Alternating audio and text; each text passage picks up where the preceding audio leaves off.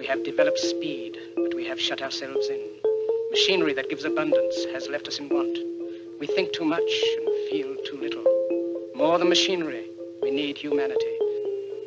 We know the air is unfit to breathe and our food is unfit to eat, as if that's the way it's supposed to be. We know things are bad, worse than bad. They're crazy. Silence! The great and powerful Oz knows why you have come.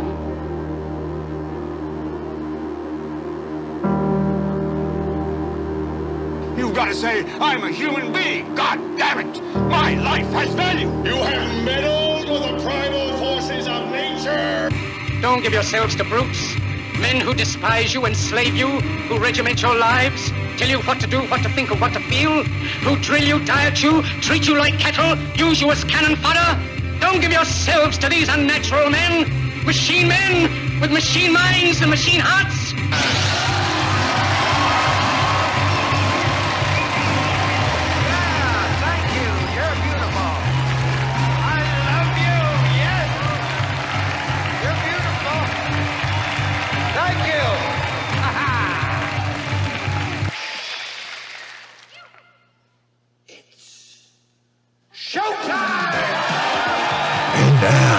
Reality Rants with Jason Bermas. And who loves you? And who do you love? What is up, everybody? It is Reality Rants with Jason Bermas, presented by Red Voice Media. Now, we're going to switch it up a little bit today because YouTube, although people think that they're being a little bit easier with their fact checks and takedowns, is really a place where you can't openly discuss elections or selections anymore. You're not allowed to talk about fraud in any meaningful sense. You can talk about it broadly. You can talk about the problems that the mainstream media highlights. But in general, this is another avenue of outright censorship. So what we're going to do is, don't worry, the first hour is still going to be video free. But after about 30 minutes or so, we're going to have to go off of YouTube. You're going to have to come over to either one of the Rumble channels, my Rockvin, perhaps Twitter, to watch the other 30 minutes of the free segment. And that segment is going to be with Craig Pasta Jardula. And it's a really important segment. We did it last night in a pre-record on the 1 week anniversary of the selection. And look, here's the deal. If people saw my thumbnail and saw this title and they think that this is going to be a Trump endorsement video, no. Far from it, actually. It's not going to be a Trump endorsement video. And the odd thing about that is I'm supposed to be doing a pre-record with Roger Stone later today where largely I'm going to talk about this announcement, the run, the midterms, the infrastructure of the system, and much more. Like who would be the ideal cabinet under Trump if he were to be elected. With all that being said, I also have to acknowledge reality. As much as I don't like some of the things that Trump did and continues to say, especially in regards to Operation Warp Speed and that response, especially in regards to the foreign policy, was it better than Obama? Was it better than Bush? Either Bush? In a way. But it was also more hidden, and the infrastructure kept being built up through mercenary groups and other military contracts and kind of the wars that were going on in the backdrop, right? Not standing up when he wanted to get out of Syria. That was a big mistake. Big mistake. And then signing on to the Yemen campaign. Okay, those are things you still have to hold the guy accountable for, right? And everybody's kind of known that Trump was going to run. It kind of an open secret. We're just waiting for the actual announcement. And then yesterday, it came out that he was going to give a special announcement, a big announcement at Mar-a-Lago. And moments before he gives that big announcement, it's revealed in the media that he has indeed filed paperwork to run in 2024.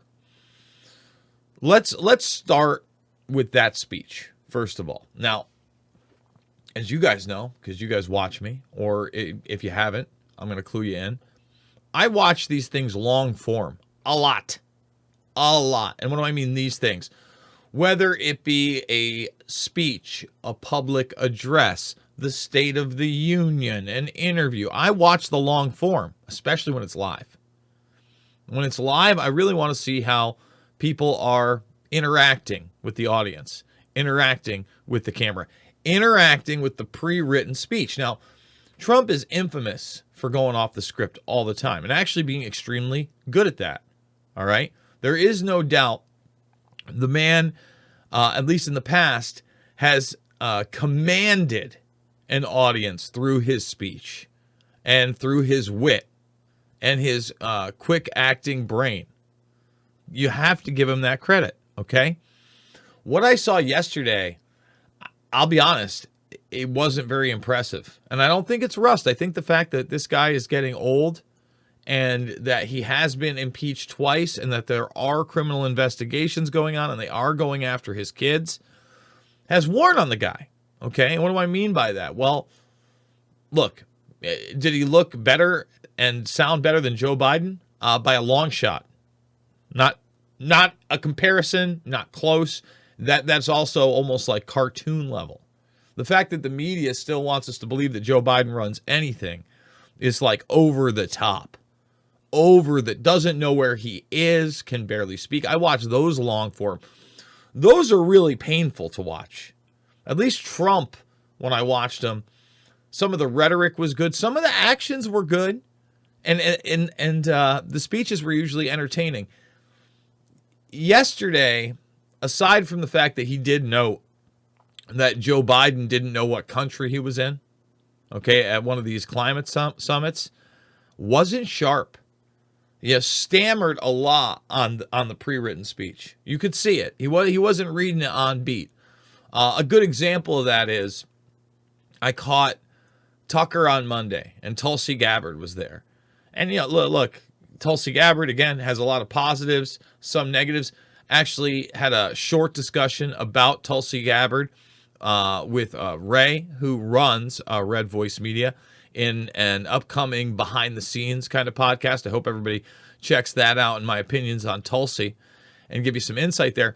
But she wasn't really comfortable reading off that prompter, and so she wasn't on beat. Like people that do podcasting or broadcasting, largely the ones that are successful, especially the ones that are genuine, they're still on beat. Comedians, they're on like a certain beat. And you can tell when things get awkward. Trump was the king of being on beat. Moving the hands, got some of this going on, taking the pause, emphasizing things. Very good at that. Excellent at it, actually. Wasn't quite there last night, okay? Now, aside from that, let's get into the headlines. There is no doubt in my mind that this guy is the most popular president of my life. And I'm going to say that that's even bigger than Reagan and even bigger than Obama. Okay, and what do I mean by that? Obama may have had some of that traction early on, but it faded over the 8 years, okay? And really a lot of that was manufactured in the beginning. And don't get me wrong, Trump and his hype train is tremendous, tremendous. But you never had like an Obama movement on tour in several respects. Like you could talk about Reawaken America and Clay Clark, and obviously that's overwhelmingly pro-Trump and tons of merchandise there. But you have those type of things going on all the time. You have the president of the United States himself during his presidency, especially towards the end, already on campaign trail, right? Having stadiums and bases filled up with people. And then like there was a side cottage industry in that alone. I've never seen that. And believe me, during the 80s, when everything was like red, white, and blue, American pie, say your prayers, eat your vitamins, big muscles, heroes, we're number one, military stuff. And Reagan himself was an actor, and I would also argue pretty popular. Nowhere near Trump. Nowhere near him. Just, it wasn't there. And a lot of people, whether they liked it or not, especially in the middle class, and after the first election, that they might not take part in. Believe me, I was in New York, and I talked to a lot of these people. When they saw early on that not only was Trump being attacked, but he wasn't expanding wars. And here's the most important thing. There was more money in the vast majority of their paychecks with his tax cuts, in their paychecks. Yeah, was it a big tax cut for the rich? Sure. But in their pockets, they started to see that, and they did see a better economy than what they were given over this time period, where you had the housing crisis and the banker bailout and all these things that were then unprecedented and seemed like a walk in the park compared to what we've been through at this point. Okay? So I watch this, and I know that Trump is going to end up being the nominee, unless, and here's the big caveat, and this caveat could be real, they find a way to criminally indict him, which they're in the works. There's a reason the Justice Department went into Mar-a-Lago and took all those documents and started talking about nuclear secrets and every other Johnny nonsense thing they could. I acknowledge that. There's a reason the Attorney General in New York has now gone after him in lawsuits. It's ridiculous. Okay, and they don't want him to run, period. Which maybe they do up until a point, and then they're going to pull the trigger on these things. Joe Biden, there's no promise for tomorrow for Joe. And what do I mean by that? I mean, there might be a tipping point in that he could be out somewhere. You saw him at this latest thing next to Trudeau. We played the video, I think it was yesterday. And I think I played it the day before because it's so unbelievable. He doesn't know where he is. He's asking the Secret Service guys all around him where he's going. He might be having relapses right there, that he's the vice president, or he's, a senator on some kind of like ambassador's trail, or who knows, or he's cutting his first corrupt deal out in Delaware as an up-and-coming senator. He's plagiarizing some speech. Who knows what he's thinking? I couldn't tell you. But is he thinking he's actually running the country? No, because he doesn't know what's going on. That's sad. And then, I hear more and more. The media went out and attacked Trump right away. And one of the things, let me say this, that I also did not love about Trump is when he came at the media in this speech, he did so that he backed all these candidates that did win, and then they focused on the ones that lost. All right, instead of focusing on the fact that no one's changed the infrastructure. Let me repeat that. No one has changed the infrastructure whatsoever. And that's really what we're going to be talking about with Pasta Jardula. Instead, it was almost like an ego thing. And that's at the crux of the problem with Trump, right? The policies might be good. The rhetoric might be great. But at the end of the day, the ego cost us all. Cost us all. We could talk about all the Faucian nonsense. That was enabled by him. Mike Pompeo, not your buddy guy, not your friend, pal. Not good. He gave that guy power. Bill Barr, no. You don't want Bill Barr anywhere near anything. The cleaner, Bill Barr, no. So I've got to be convinced that first of all, that you have a system that I think is still clearly corrupt, and you can fix that infrastructure. Because then how do you get him in? And then how does he establish an actual cabinet that works around him? It's a great question. Here's the deal. Again, we're going to go for about 15 more minutes on YouTube. Then we're going to play that interview. Please, if you are a subscriber, come over to Rockfin. Go check out the Rumbles, the Twitter, or you can just go right over to Red Voice Media.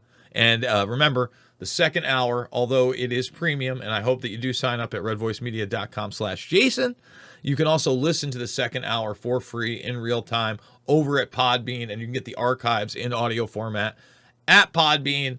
And we'll be releasing the second hour from 2 weeks ago again today. So really, this cyclic archive of stuff is out there for you to share with people.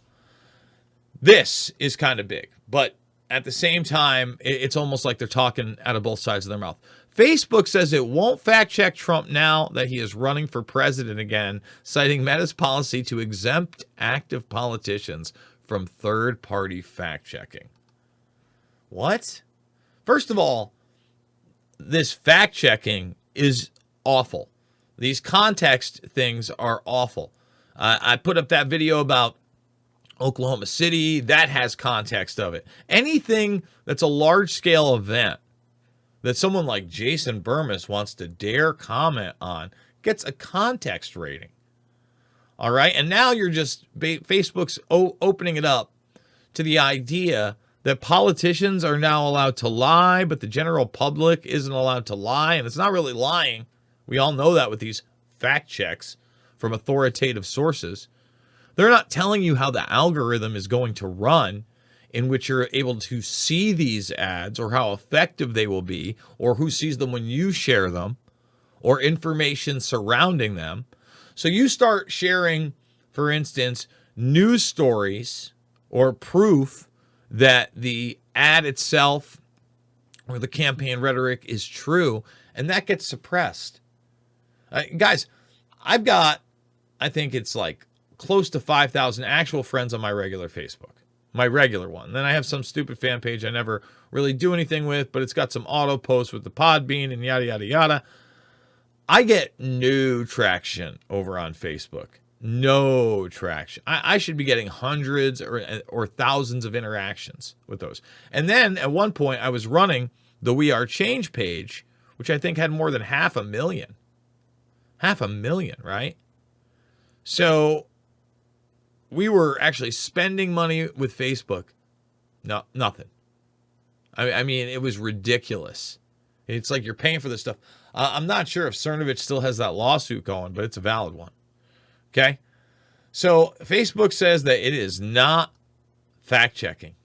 Okay, now the media is running with a bunch of different narratives, and one of those narratives is this DeSantis versus Trump. Another narrative that you saw out of the gates, and we're going to play this clip in a moment, is Anderson Cooper talking to former chief of staff of Trump. Okay, because everybody's just coming out of the woodwork. No, don't run, don't run, don't run. Pence was on TV, all like, who was it with Brett Baer? Pence, it was terrible. A terrible choice. There's another one that's not your friend. Your Vice President Pence, my goodness. I just think that people are ready to move to new leadership. Everybody's got a talking point. God, they're so full of shit. It's hard to watch, quite frankly. But Mick Mulvaney basically says that Trump is the only one that can lose, acknowledging how bad everything is around us, how unpopular the most popular and voted for president really is, how unpopular the policies of that administration is, right? Basically saying we could run anybody but Trump, that person will win, but Trump won't win. Why won't Trump win? Are they going to fortify the election against him? The guy's wildly popular. Let me say it again, wildly popular. I'm just acknowledging what is it? Let's look up to the top here. Reality. This is a little rant from me. All right, so before we get to the pasta interview, let's watch this segment with Anderson Cooper and Mick Mulvaney. Former President of the United States became the first Republican to declare his candidacy for the 2024 presidential election, saying America's comeback starts right now. A historic moment in politics that comes despite multiple federal and state investigations, 2 impeachments, inspiring the January 6 rioters, an attempted coup, and criticism over his role in Republicans' underwhelming performance in the midterms. I mean, think about that intro right there. Every talking point you can imagine. Inspiring the January 6th riots. And they constantly go and show that hang Mike Pence thing with that noose. It's a joke. That's not a gallows. That's not reality. They didn't really actually bring up a gallows. Like that probably couldn't, maybe an infant, right? And it's infantile, what he's saying. The coup. There was no coup. It's every single talking point. But they also let you know that the cartel disliked this guy so much, there's 2 impeachments. And then, the kick him while he's down is the big people that were backing you in your campaign, they didn't get in. We fortified another one. Anderson Cooper. Woo! Go Anderson. I'm joined now by Mick Mulvaney, who served as acting chief of staff for the former president. Previously, he was a Republican member of Congress from South Carolina.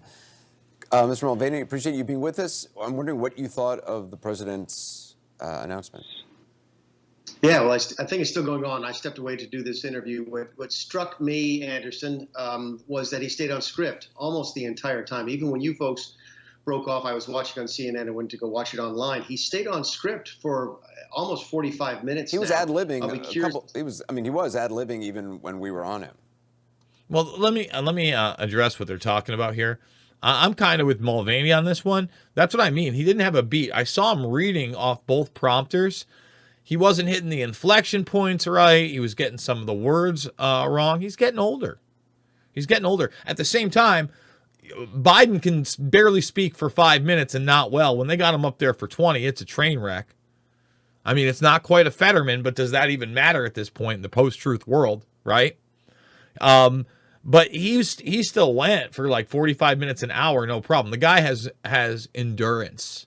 No doubt about it.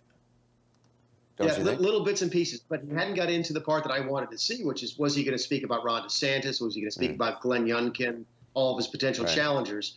So in other words, right here, right out of the gates, what's the first talking point? Let's start division within the party. The party's a joke, guys. I'm sorry. Kevin McCarthy is going to be, that's who they're promoting as the Speaker of the House. And this is establishment politics 101. Okay, and what is this guy doing? He's on Anderson Cooper immediately trying to sow division amongst DeSantis and Trump and Youngkin. Basically anybody that challenged any aspect of the establishment narrative of COVID 1984. And some of their policies, quite frankly, didn't go far enough. I'm not a huge fan of. And some of the things they still promote, I'm not a huge fan of. Okay? Period. But this is how it works. My guess is the speech probably goes on for a while now, but that was what sort of struck me. Trump doesn't like to stay on script. Okay, he likes to have a script. What he does is he'll start on script and leave and talk about what he really wants to talk about, and then come back to the script and then leave and then come back. And I didn't really see that tonight, and that's a difference. The only time I've seen that out of him, Anderson, was a couple of times at the State of the Union and then the United Nations General Assembly. So he was clearly taking this thing very seriously tonight. I just don't know if he's got the discipline to continue to do that as he moves forward. Does he have, who does he have around him that's actually got a lot of experience? How do you think he's going to run? I think this is the dumbest question I've ever heard in my life. Who does he have around him?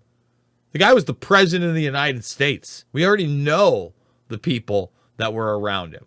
All right. And I don't think that Mulvaney talks about Roger Stone, but obviously Roger Stone is somewhat in the know and still speaks to Trump. Okay. And has always worked kind of behind the scenes, even before this run in 2016, in my opinion. He openly talks about setting that up. Now, I think that this is on purpose to bring up someone like Bannon, who's now been convicted, and they're trying to work out his time in jail. All this is going to be guilt by association. Yeah. Well, I mean, there's Jason Miller is there. I guess Stephen Miller's probably there. Steve Bannon is always sort of around. So, I mean, it's sort of a mishmash, right? And then there's some new folks. The real question is the team that is with him tonight going to be the team that is with him 3 months from now or 6 months from now or a year from now? Probably not, by the way. That wouldn't be the only campaign that goes through changes during the course of a long campaign. I mean, it's just crazy to me that we're still looking at election results a week plus later. And in a few minutes, after we get done with this, we're going to go to my interview with Pasta Jardula. Again, that's going to be at Rumble and Rockfin for the next 30 plus minutes. And then we're going to move over to the premium section at redvoicemedia.com/Jason. You see the link right there. For $1, you can sign up. You support the broadcast. Or it is $10 a month, $100 for the year. You lock that in. That's even better. And we've got about an hour-long interview with Pastor Craig Hagan. A lot of interesting things that you wouldn't think does come up, outside of religion especially. But certainly Trump, more than many perhaps, is probably interested in changing people as he goes. So the A team is probably gone by now. It really is. The folks that helped him get in 2016, most of those folks are gone. So I don't know who the inner circle is. I don't know who's advising him. But clearly he decided himself tonight that he was going to stick to the script. And that's a major change in the way that Donald Trump makes these sorts of announcements. Certainly what we have been hearing from a lot of Republicans, even the reporters we had who talked to people in the Trump camp, there weren't many people who felt he should announce right now. First of all, he's already kind of announced. And then everybody's trying to take the wind out of his sails because there wasn't the red wave. And the MAGA Republicans, according to Joe Biden, when he can read off the script barely, are the greatest threat to democracy that the United States of America has ever known, that humanity has ever known. Those dirty, filthy MAGA Republicans. Look, love it or hate it, the vast majority of the traditional conservative party no longer exists. It no longer exists because even the vast majority of kind of establishment Republican types that followed that way, conservatives that weren't part of the power structure, in other words, not talking heads or minions for a predator class agenda. As things move forward, they actually, whether they like Trump personally or not, they liked his policies. They did. But we can't acknowledge it. They're the vast majority of the party. And the vast majority of this country doesn't like what they have right now, doesn't like the infrastructure we have right now on voting. And that's not even on the table. That's not even a talking point here. Do you think it was wise for him to do this?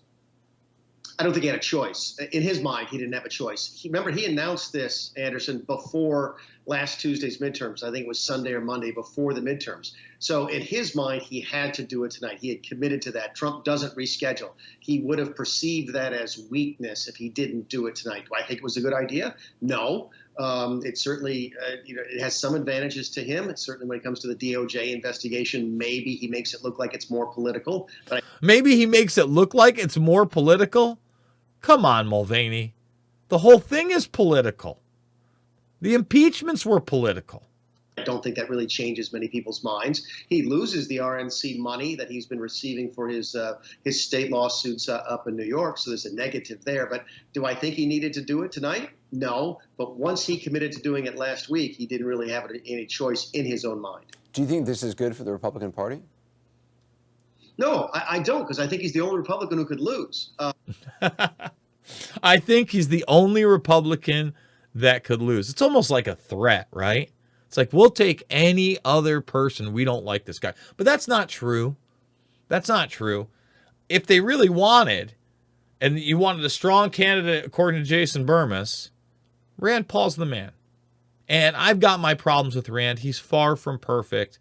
He's the one that had the biggest cojones, in my opinion, during the COVID 1984 nightmare. There's some others, but he's also the best one on foreign policy and anti-war.